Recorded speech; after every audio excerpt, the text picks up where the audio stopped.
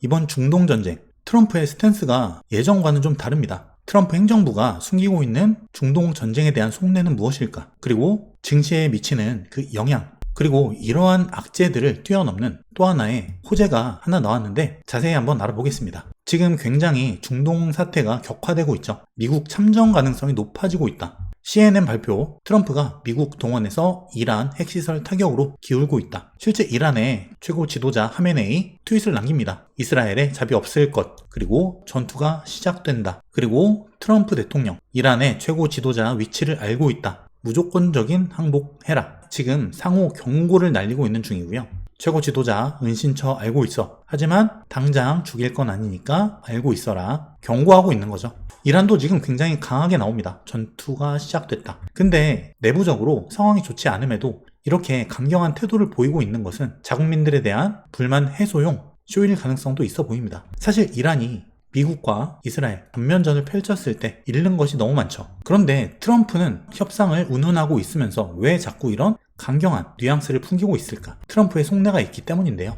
일단 현재는 대내외적인 소식통들에 의하면 외교적 해결보다 개입 가능성이 높아 보인다. 그럼 어떻게 참전하는 것이냐? 미국이 이란 직접 타격하는 것이냐? 첫 번째는 간접적인 이스라엘의 군사정보 제공 그리고 공중급유 지원을 통해서 간접 지원을 하는 거죠. 간접 개입이다. 두 번째는 미국의 직접 개입, 이란의 핵시설 그리고 최고 지도자를 직접 타격하고 암살하는 것. 이 두 가지 형태로 참전이 가능해 보이고요. 그럼 참전을 한다면 그 가능성은 얼마나 될 것이냐, 그리고 그 영향은 어떻게 될까, 증시에. 미국의 개입, 그리고 공습 전에 이란이 항복하고 협상으로 갈 가능성, 그리고 직간접적인 미국의 참전이 진행될 가능성. 여러분은 어떻게 보시나요?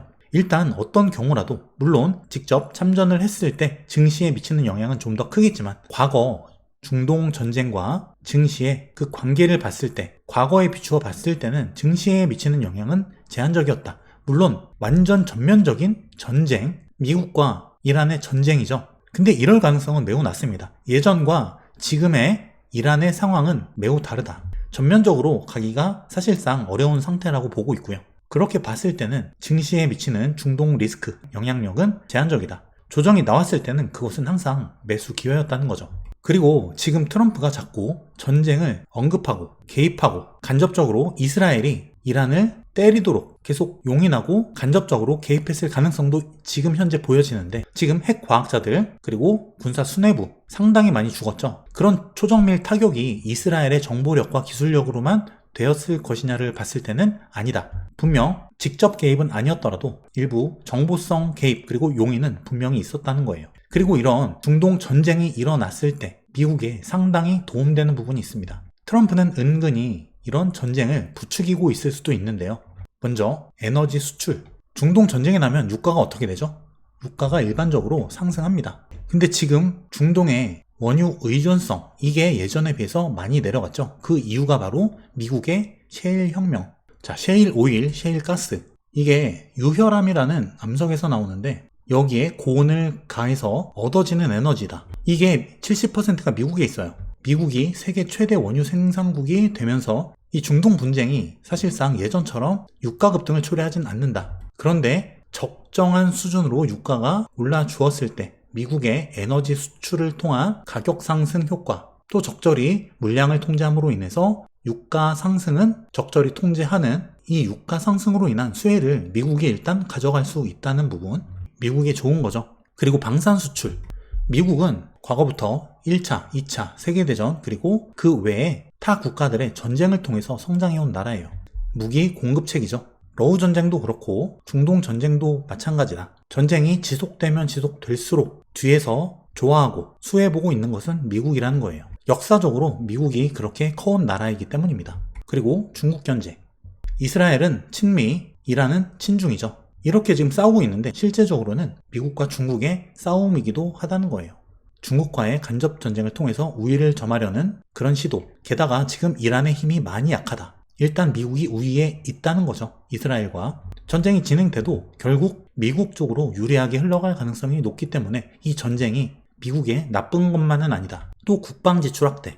자, 트럼프 예산안 중에서 국방부 예산을 증가시키겠다는 트럼프의 의지. 자, 여기에 대해서 이런 전쟁 참전은 이 국방 지출에 대한 그 예산 증액을 지지할 수 있는 하나의 근거가 된다는 거예요. 자, 이렇게 예산 증액 지지, 중국과의 간접 전쟁, 무기 수출로의 성장, 또 유가 상승에 대한 수혜, 이런 부분들이 분명히 트럼프에게는 그리고 미국에는 도움이 될 수 있다. 다만 이런 부분들은 중기적인 수혜란 말이죠.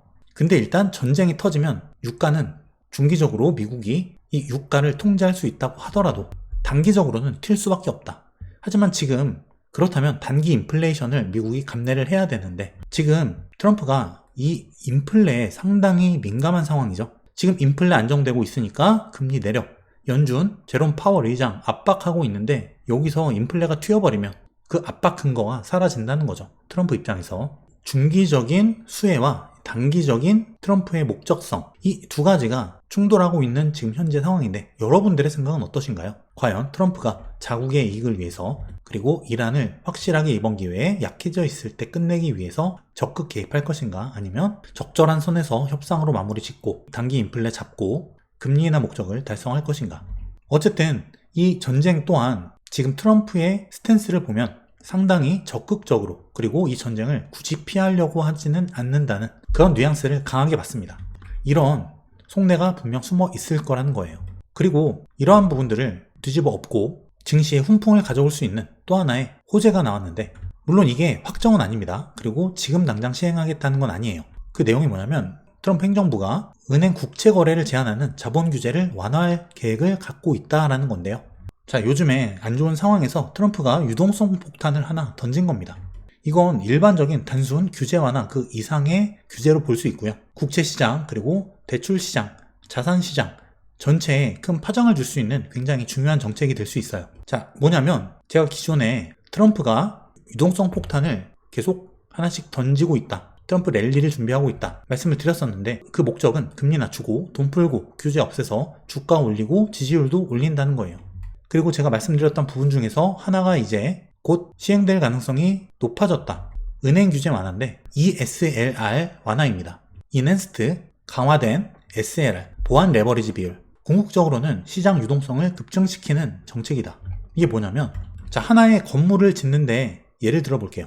건물을 올립니다. 그럼 정부가 은행에 지침을 줘요. 너네 건물 짓는 건 좋아. 그런데 3층까지는 철근 콘크리트로 단단하게 발라놔야 돼. 철근 구조 빽빽하게 잘 박아야 돼. 또는 4층, 5층까지 박아. 자, 이걸 정해주는 거예요. 뭐냐면 자본 규제인데요. 쉽게 말하면 은행들이 얼마나 많은 자산을 보유할 수 있냐를 결정짓는 규제인 거죠. 보유한 자산을 다 대출해 줄 수가 없다, 은행은. 일부는 갖고 있어야지만 안정성이 살아나기 때문에.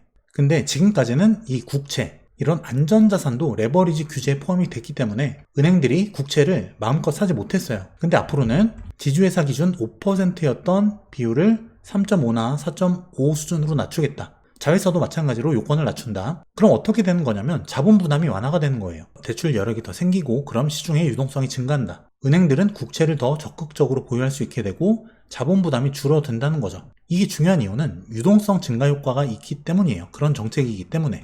그리고 은행이 국채 매입을 더 많이 할 수 있겠죠. 국채를 사도 규제에 포함이 안 되게 되면 지금은 눈치 보면서 비율을 봐가면서 사지만 이 국채를 자본 규제 대상에서 빼버리게 되면 국채 매입이 굉장히 활발해질 수 있다.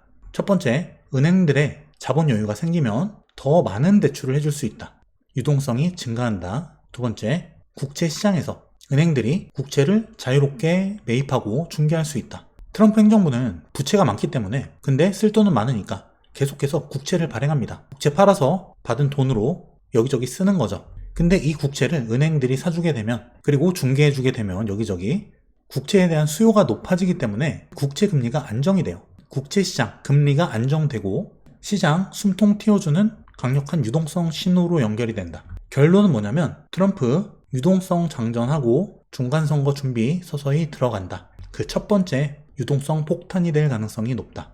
물론 일단은 이 레버리지 비율만 조절을 하고 국채 매입을 규제 대상에서 빼는지는 나중에 결정한다고 하는데, 어쨌든 이거는 이 소식만으로도 시장에 상당한 긍정적인 훈풍을 줄 수 있는 그런 이슈가 됩니다.